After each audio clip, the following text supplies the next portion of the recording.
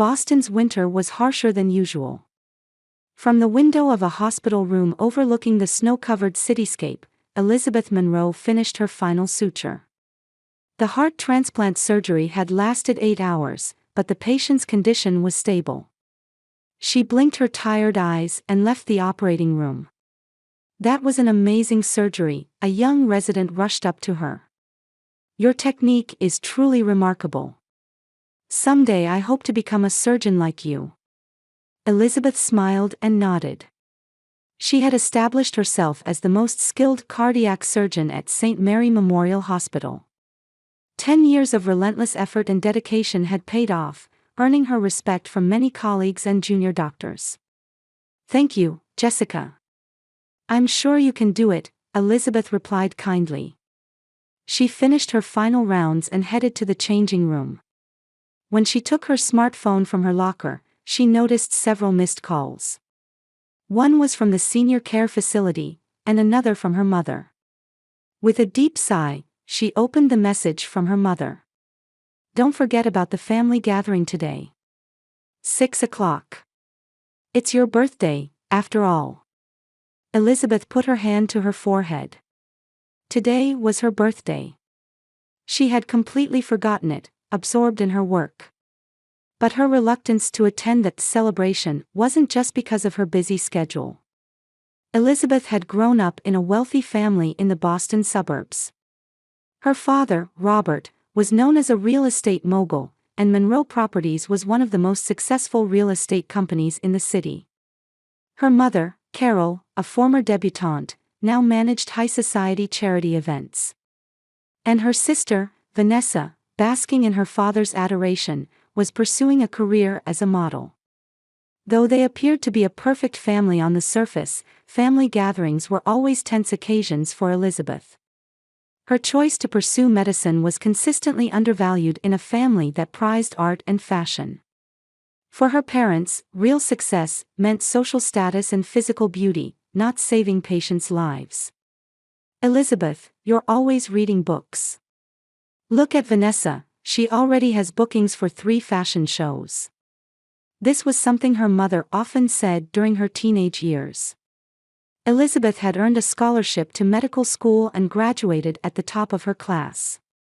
Yet every time she returned home, all she heard were stories of her sister's latest achievements. Elizabeth's only supporter was her maternal grandmother, Martha. A former nurse, Martha fully backed her granddaughter's passion for medicine. "You have a special gift, Elizabeth," Martha would always say. "You'll save many lives with those hands. That's a gift from God." Before getting into her car, Elizabeth checked the call from the senior care facility. Martha's condition had been unstable lately. Elizabeth visited once a week and planned to stop by today as well. "This is Dr. Monroe. How is my grandmother, Martha Williams, doing?" "She's doing fine, doctor," the facility staff answered. "She's been looking forward to your visit since this morning. She mentioned having a special present for you." Elizabeth smiled. "I understand, thank you. I'll be there soon." As she drove, Elizabeth thought about the birthday party at her parents' house. Her mother would surely prepare a perfect dinner, and her father would open an expensive wine. But the conversation would undoubtedly center around Vanessa's latest photo shoot and the celebrities she'd met. And inevitably, her parents would inquire about Elizabeth's financial situation. "You make enough money as a doctor, you should support Vanessa's career. We spent a fortune raising you.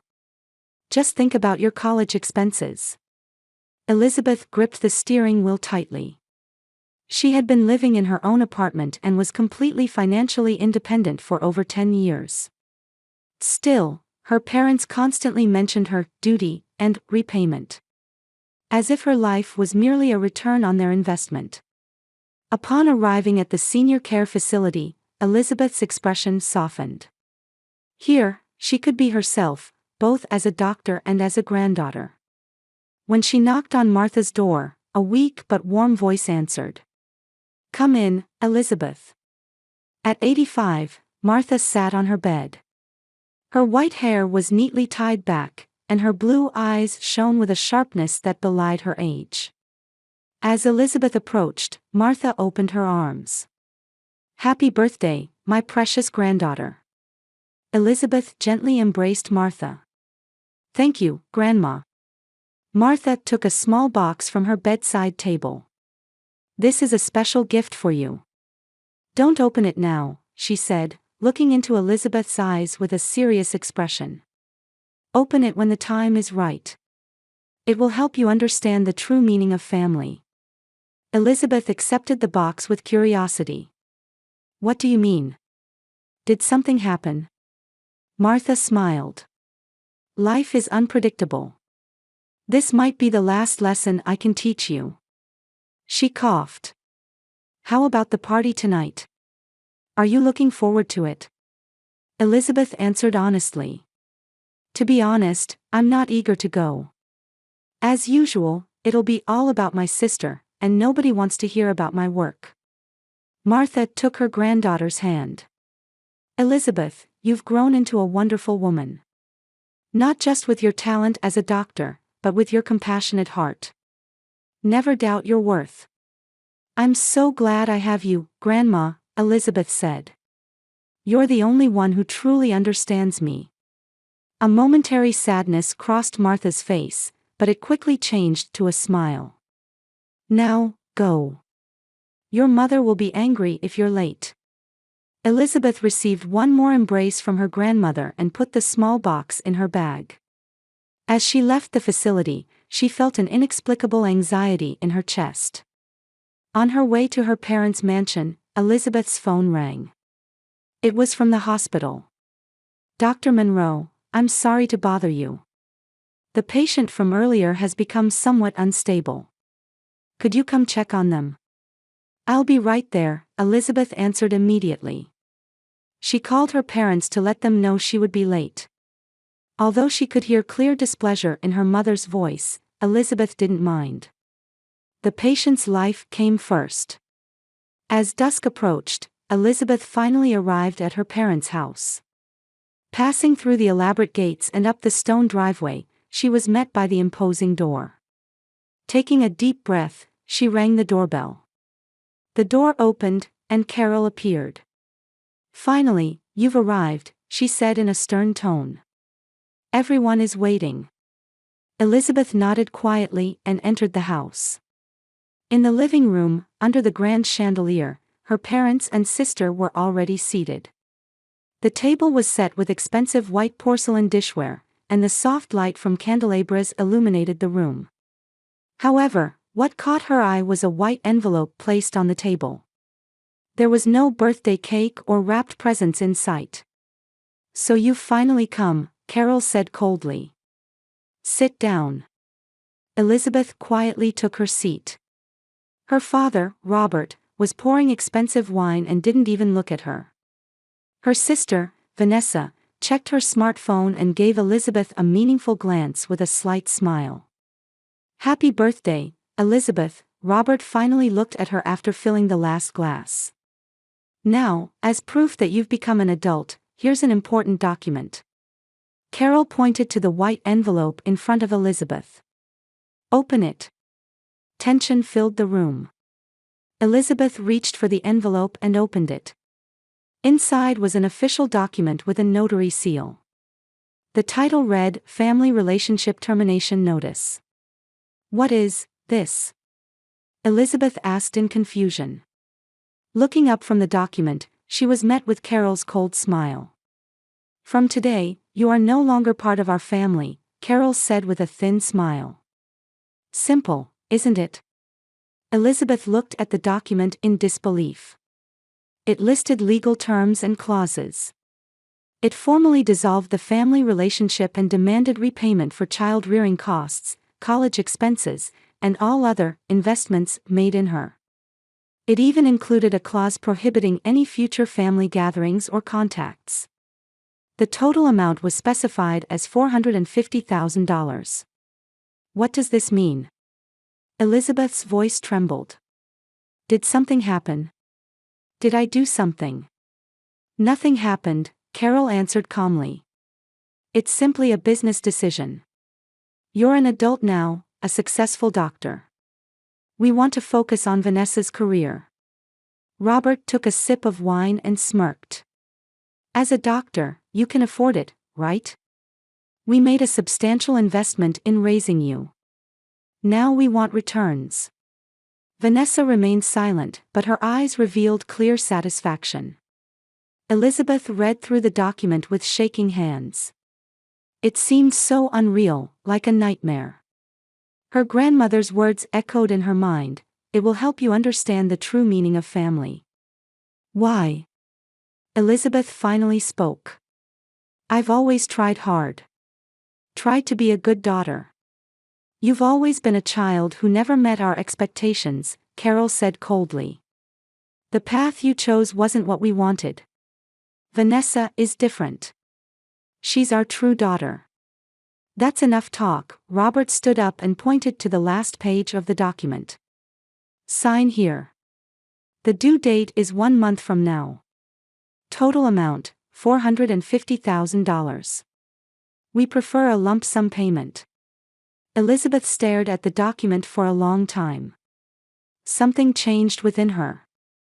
The sense of rejection, of never being enough, that she had felt since childhood, it had all been true.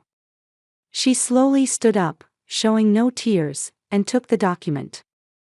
I understand, her voice had regained its composure. I thought we were family, but it seems we were in a business relationship. So this is the end. Elizabeth folded the document and put it in her bag. Carol and Robert watched with triumphant expressions, while Vanessa looked surprised. As Elizabeth silently left the room, she heard Vanessa's mocking voice behind her. Oh, aren't you staying for dinner? Elizabeth didn't look back. As she left the mansion, her heart felt strangely calm.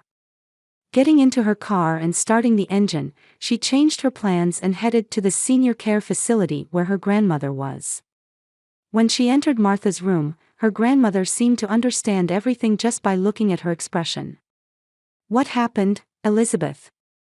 At her grandmother's gentle question, Elizabeth finally let her emotions pour out like a broken dam. She told her everything about the family relationship termination notice. Martha listened quietly to her granddaughter's story and gently held her hand. Elizabeth, I've always known how they treated you. Her grandmother pointed to the small box she had given Elizabeth earlier. This is my will. Don't open it now. Open it after I'm gone. You're never alone. You'll understand what true family means. Elizabeth buried her face in her grandmother's chest. Martha gently stroked her hair. 2 months passed. Boston was beginning to feel the arrival of spring, with new green buds on the street trees. Elizabeth tried to heal her emotional wounds by immersing herself in work. She had completely cut off contact with her parents and was dealing with the document through a lawyer. Martha remained her only emotional support, with whom she spoke on the phone several times a week and occasionally visited after work. One evening after completing a difficult surgery, Elizabeth's smartphone vibrated in her pocket. Normally she would turn it off during surgery, but because Martha's health had been declining, she had left it on vibrate today.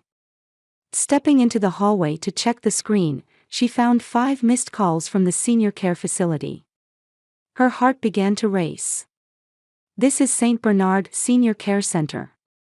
Martha Williams has taken a turn for the worse and has been rushed to Boston General Hospital, the facility staff informed her of the emergency.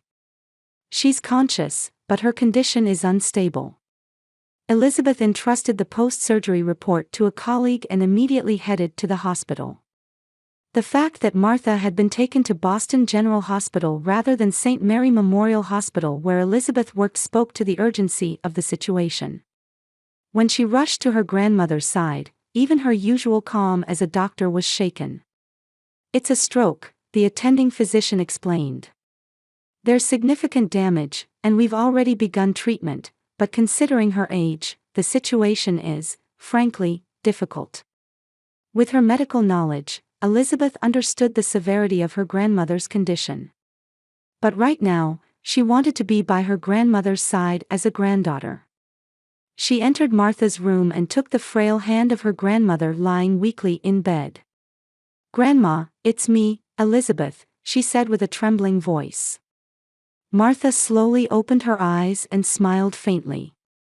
"Elizabeth, you came." Her voice was weak, but her eyes were still full of love. "Of course. You've always been there for me," Elizabeth answered, fighting back tears. "You'll get better, I promise. I'm here for you." Martha weakly shook her head. "My time is running out. As a doctor, you must know this."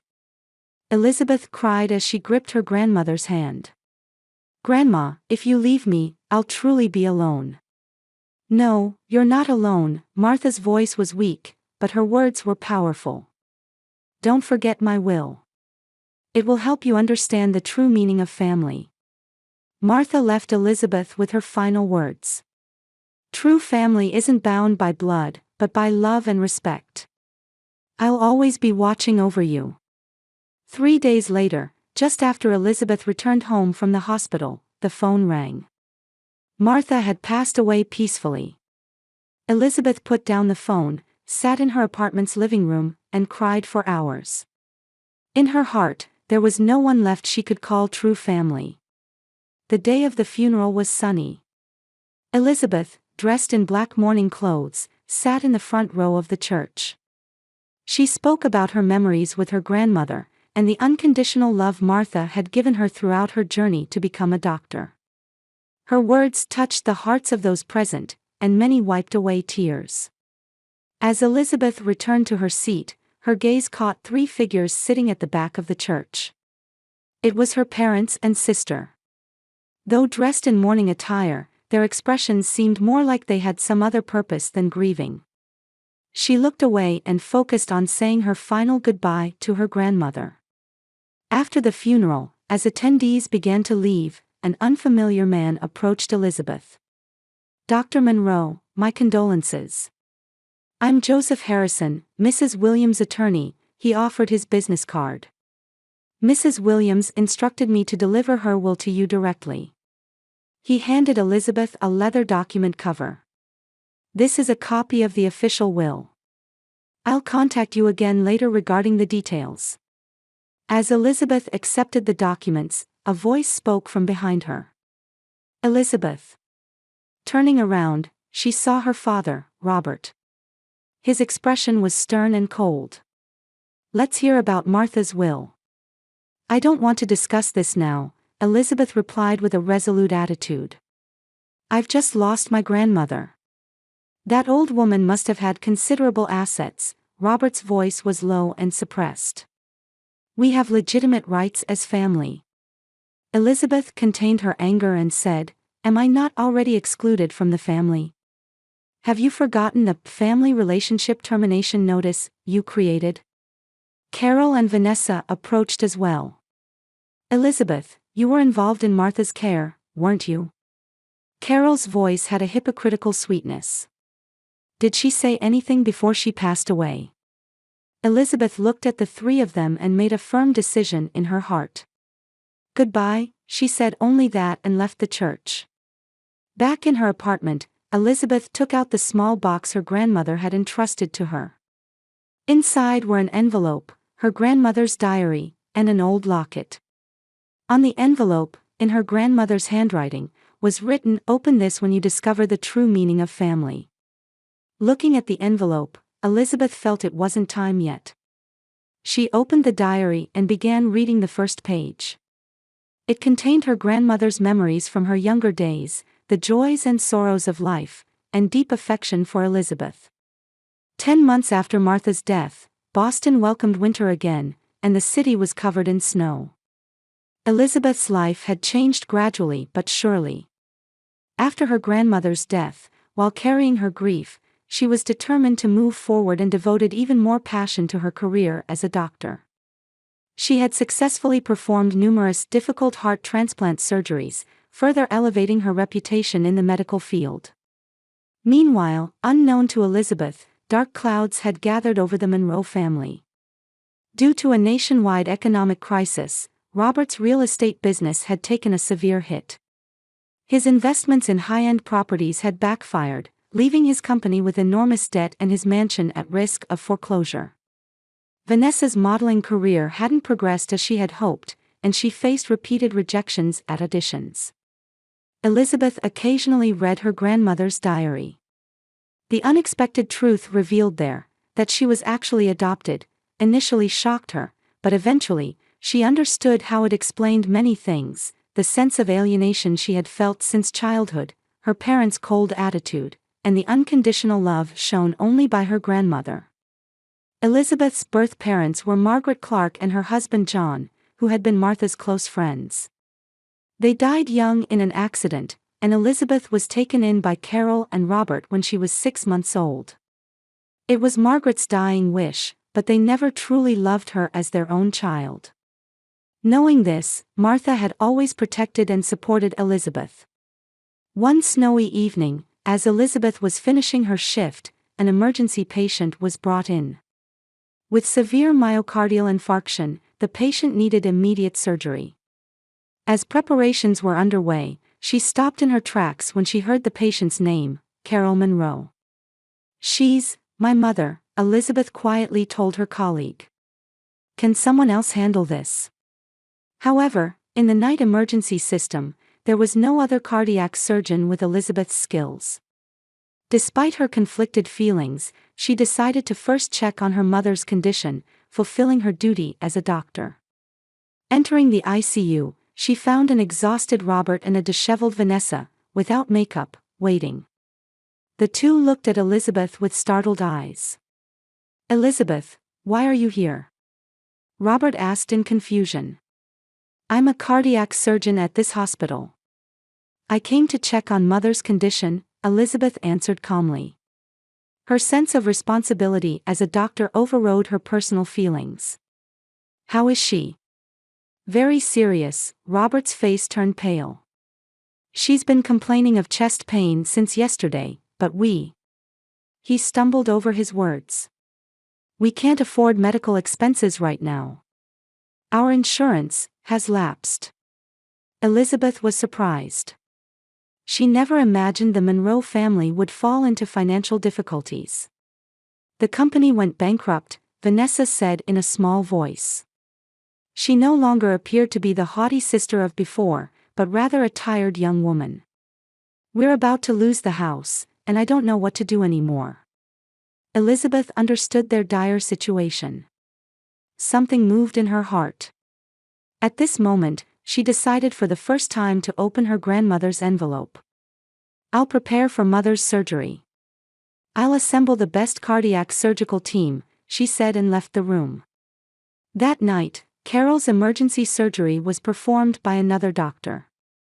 Elizabeth had assembled the surgical team but avoided taking the scalpel herself. It was a professional decision as a doctor. However, she remained in the operating room throughout, watching over the entire process. After the surgery was successfully completed and Carol was moved to the recovery room, Elizabeth returned home. She took out the envelope marked "Open this when you discover the true meaning of family," from the small box inherited from her grandmother. She felt it was time. The contents of the envelope were something she never imagined. Martha had possessed enormous wealth and had left everything to Elizabeth. The assets included a luxury apartment, multiple investment accounts, and, most valuable of all, a charitable foundation. Additionally, there were detailed records of the funds Robert and Carol had received for Elizabeth's upbringing. Martha had provided Elizabeth's parents with more than enough money for her upbringing and education. $450,000. Elizabeth clutched the documents with trembling hands. The amount her parents had demanded from her matched exactly what Martha had already paid them. In fact, Martha had provided them with even more funds, as recorded. The next morning, Elizabeth returned to the hospital and checked on Carol's condition in the ICU. The surgery had been successful, and she was stable. Robert and Vanessa were sleeping by her bedside. Elizabeth observed them quietly. The once wealthy and arrogant family now seemed weak and fragile. She waited in the hallway for them to wake up. When Robert was the first to come out of the room, he looked at Elizabeth with surprise. "Carol's condition is stable," Elizabeth said in her doctor's tone. "However, recovery will take time." "Thank you." Robert stumbled over his words. "Without you." Elizabeth interrupted him and took out documents from her bag. "I read grandmother's will," she said quietly. "The $450,000 you demanded from me, grandmother had already paid that amount to you. And even more." Robert looked at her in shock. "Martha. And I was adopted, wasn't I?" Elizabeth continued. "You kept it hidden, and then tried to discard me with a family relationship termination notice." By this time, Vanessa had also come into the hallway and was listening to their conversation. Tears welled up in her eyes.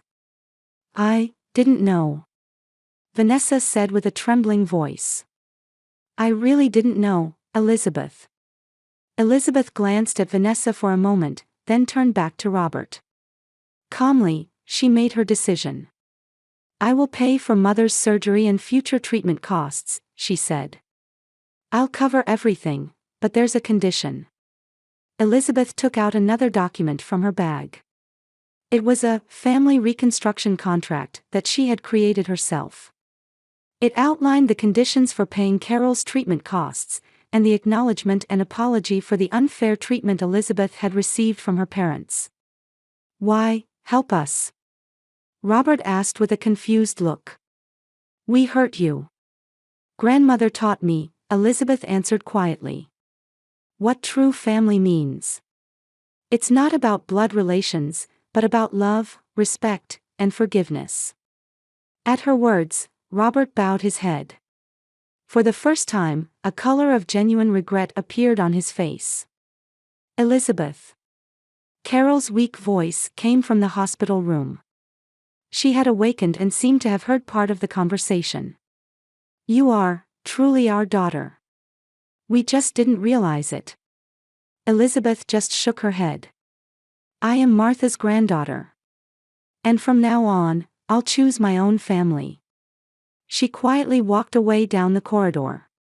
From the hospital's large windows, she could see Boston's snow-covered landscape. Elizabeth took a deep breath.